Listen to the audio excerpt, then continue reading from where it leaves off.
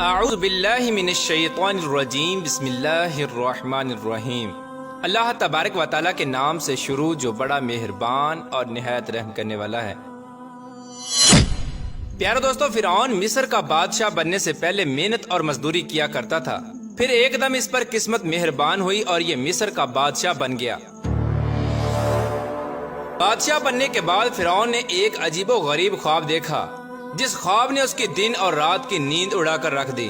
اس ہیبت ناک خواب کو دیکھنے کے بعد فرعون کو اس بات کا پتہ چلا کہ اب اس کی حکومت تھوڑے ہی دن چلنے والی ہے اور اس کا سب کچھ اس سے چھین لیا جائے گا، اور فرعون کے ساتھ یہ سب کچھ کرنے والا ایک بچہ ہوگا جو بنی اسرائیل میں پیدا ہوگا۔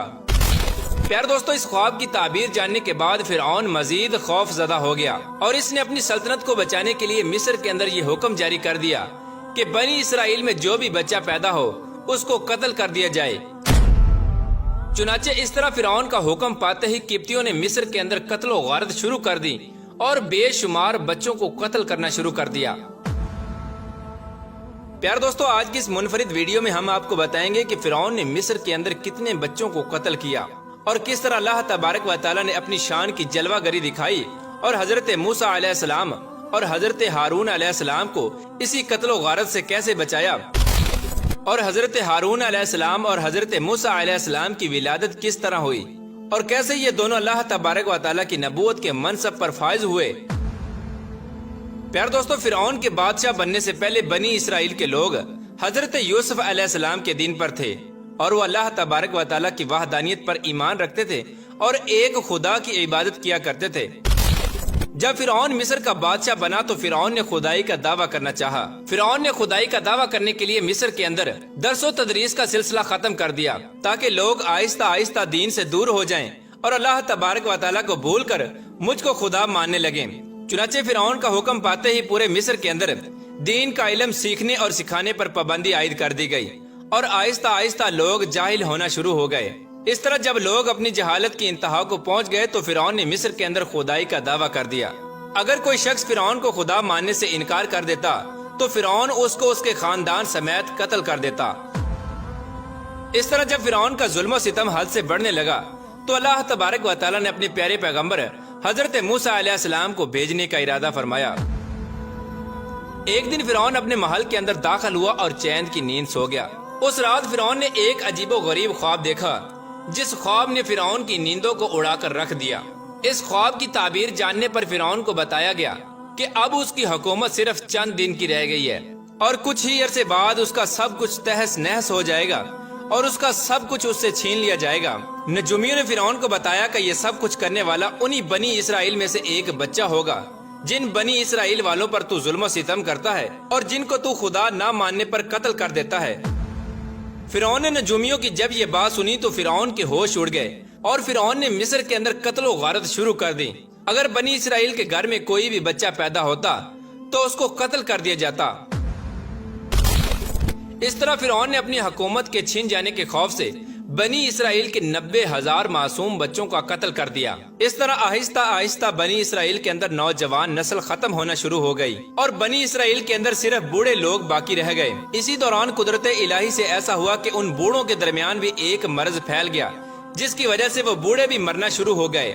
یہ عجیب و غریب معاملہ دیکھ کر قبطیوں کے رئیس لوگ پریشان ہو گئے اور یہ عجیب و غریب معاملہ دیکھ کر قبطیوں کے رئیس لوگوں نے فرعون سے کہا کہ بنی اسرائیل میں پیدا ہونے والے ہر بچے کو آپ کے حکم سے قتل کر دیا جاتا ہے اور باقی بوڑھے لوگ اپنی موت خود ہی مر رہے ہیں۔ اگر یہی قتل و غارت کا سلسلہ چلتا رہا تو بنی اسرائیل والے ختم ہو جائیں گے اور ہماری خدمت کے لیے کوئی بھی باقی نہ رہے گا اور کوئی بھی ایسا شخص نہ ہوگا جو ہمارا محنت اور مشقت والا کام کرے اور ہماری خدمتیں سر انجام دے۔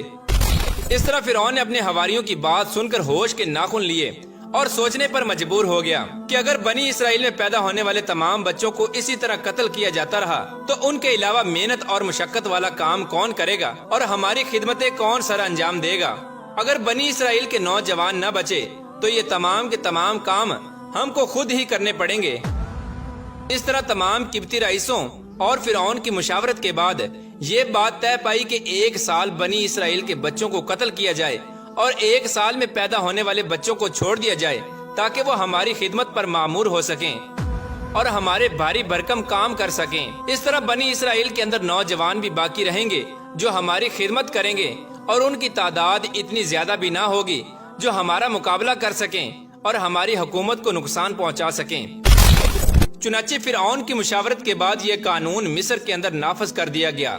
ایک سال میں پیدا ہونے والے بچوں کو قتل کر دیا جاتا اور دوسرے سال میں پیدا ہونے والے بچوں کو چھوڑ دیا جاتا جو فرعون کی خدمت پر مأمور کر دیے جاتے۔ اسی دوران اللہ تبارک و تعالیٰ کی قدرت اور حکمت کا ظہور اس طرح ہوا کہ حضرت موسیٰ علیہ السلام کی والدہ کو ایک حمل اس وقت ہوا جب بچوں کو زندہ چھوڑنے کا سال تھا۔ اس مدت کے دوران حضرت ہارون علیہ السلام اس دنیا کے اندر تشریف لائے۔ اس طرح فرعونی قانون کی روح سے حضرت ہارون علیہ السلام کے لیے کوئی بھی خطرہ نہ تھا کہ ان کو قتل کیا جائے گا، اور اس طرح اللہ تبارک و تعالیٰ نے اپنی حکمت سے حضرت ہارون علیہ السلام کو اس قتل و غارت سے بچا لیا۔ چنانچہ جب حضرت موسیٰ علیہ السلام کی ولادت کا وقت قریب آیا تو یہ وہ سال تھا جس سال میں پیدا ہونے والے بچوں کو قتل کر دیا جاتا۔ چنانچہ جب حضرت موسیٰ علیہ السلام کی ولادت ہو گئی تو حضرت موسیٰ علیہ السلام کے گھر میں ایک دائیہ عورت آئی۔ یہ دائیہ وہ عورت تھی جس کو فرعون نے بنی اسرائیل کی عورتوں پر مقرر کر رکھا تھا تاکہ وہ چیک کرے کہ بنی اسرائیل میں جب بھی کوئی بچہ پیدا ہو تو اس کی فوراً اطلاع دی جائے اور اس کو قتل کر دیا جائے۔ اس وقت اللہ تبارک و تعالیٰ کی قدرت کا یہ جلوہ نظر آیا کہ جب حضرت موسیٰ علیہ السلام کی ولادت ہوئی تو آپ کی دونوں آنکھوں کے درمیان نور کی کرنیں چمک رہی تھیں۔ اس طرح حضرت موسیٰ علیہ السلام کے نور کو دیکھتے ہی اس دائیہ کے جسم کا ہر جوڑ کانپنے لگا اور اس کے جسم پر لرزہ طاری ہو گیا، اور قدرت الہی سے اس دائیہ کے دل میں حضرت موسیٰ علیہ السلام کے لیے محبت ڈال دی گئی۔ فرعون کی طرف سے مأمور کی گئی اس دائی نے حضرت موسیٰ علیہ السلام کی والدہ سے کہا کہ اے عورت، میں تو اس بچے کو قتل کرنے کے لیے آئی تھی، لیکن اس کو دیکھتے ہی اب مجھے اس سے شدید محبت ہو چکی ہے، اسی لیے تو اپنے بچے کو فرعونیوں سے محفوظ کر لے۔ چنانچہ حضرت موسیٰ علیہ السلام کی والدہ کو یہ بات کہہ کر وہ دائی حضرت موسیٰ علیہ السلام کے گھر سے چلی گئی۔ اس کے بعد فرعون کے کچھ جاسوس حضرت موسیٰ علیہ السلام کے دروازے پر پہنچ گئے۔ چنانچہ حضرت موسیٰ علیہ السلام کی بہن نے جب فرعونی جاسوسوں کو آتے ہوئے دیکھا تو حضرت موسیٰ علیہ السلام کی بہن نے اپنی والدہ سے کہا کہ فرعونی جاسوس آ رہے ہیں۔ اس وقت حضرت موسیٰ علیہ السلام کی والدہ گھبرا گئیں اور ان کو کچھ سمجھ نہیں آ رہا تھا کہ وہ کیا کریں۔ چنانچہ حضرت موسیٰ علیہ السلام کی والدہ نے آپ کو چھپانے کے لیے ایک کپڑے کے اندر آپ کو لپیٹ کر جلتے ہوئے تندور میں ڈال دیا۔ اس طرح جب فرعونی حضرت موسیٰ علیہ السلام کے گھر میں داخل ہوئے تو جلتے ہوئے تندور کی طرف توجہ نہ دی اور باقی تمام گھر چھان مارا اور کوئی بچہ نظر نہ آیا۔ اور جب فرعونیوں نے حضرت موسیٰ علیہ السلام کی والدہ کے چہرے کی طرف دیکھا تو آپ کے چہرے پر کوئی ایسی تبدیلی نظر نہیں آ رہی تھی جو بچے کی پیدائش کے بعد عورت کے چہرے پر نمودار ہوتی ہے۔ جیسا کہ عموماً بچے کی پیدائش کے بعد عورت کا رنگ پیلا پڑ جاتا ہے۔ چنانچہ تمام گھر کی چھان بین کے بعد فرعونیوں نے حضرت موسیٰ علیہ السلام کی والدہ سے پوچھا کہ وہ دائیہ تمہارے گھر میں کیا کرنے آئی تھی؟ تو حضرت موسیٰ علیہ السلام کی والدہ نے کہا کہ وہ مجھے ملنے آئی تھی، اور اس بات کے اندر کوئی جھوٹ بھی نہ تھا کیونکہ وہ پہلے بھی حضرت موسیٰ علیہ السلام کی والدہ سے ملنے کے لیے آیا کرتے تھی۔ اس طرح جب وہ فرعونی باشندے حضرت موسیٰ علیہ السلام کے گھر سے چلے گئے تو اس وقت حضرت موسیٰ علیہ السلام کی والدہ کو ہوش آیا، اور حضرت موسیٰ علیہ السلام کی والدہ نے اپنی بیٹی سے پوچھا کہ بچہ کہاں ہے؟ یعنی حضرت موسیٰ علیہ السلام کی والدہ کو یہ بھی پتا نہ تھا کہ حضرت موسیٰ علیہ السلام کو کہاں پر ڈالا ہے۔ اس وقت حضرت موسیٰ علیہ السلام کی بہن نے جواب دیا کہ مجھے کچھ نہیں پتا۔ اتنے میں تندور سے ایک بچے کی رونے کی آواز آ رہی تھی۔ چنانچہ یہ آواز سننے کے بعد حضرت موسیٰ علیہ السلام کی والدہ بھاگ کر تندور کی طرف گئیں، اور جلتے ہوئے تندور کے اندر کا منظر دیکھ کر آپ حیران رہ گئیں۔ آپ نے دیکھا کہ حضرت موسیٰ علیہ السلام پر آگ ٹھنڈی اور سلامتی والی ہو گئی ہے، اور آگ نے آپ کو کسی قسم کا کوئی نقصان نہیں پہنچایا، بلکہ آپ اس تندور کے اندر کھیل رہے تھے۔ اس کے بعد حضرت موسیٰ علیہ السلام کی والدہ نے آپ کو تندور سے باہر نکال لیا اور آپ بالکل صحیح سلامت تندرست تھے۔ اس طرح اللہ تبارک و تعالیٰ نے اپنی شان کی جلوہ گری دکھائی اور ان دونوں بچوں کو فرعون کی قتل و غارت سے بچا لیا، اور یہ دونوں بچے بڑے ہو کر اللہ تبارک و تعالیٰ کے مقرب پیغمبر بنے۔ اللہ تبارک و تعالیٰ سے دعا ہے کہ اللہ تبارک و تعالیٰ ہر وقت اپنی فرما برداری میں زندگی گزارنے کی توفیق عطا فرمائے، اور اپنے پیارے حبیب حضرت محمد مصطفیٰ صلی اللہ تعالیٰ علیہ وآلہ وسلم کی محبت کے اندر جینا مرنا نصیب فرمائے۔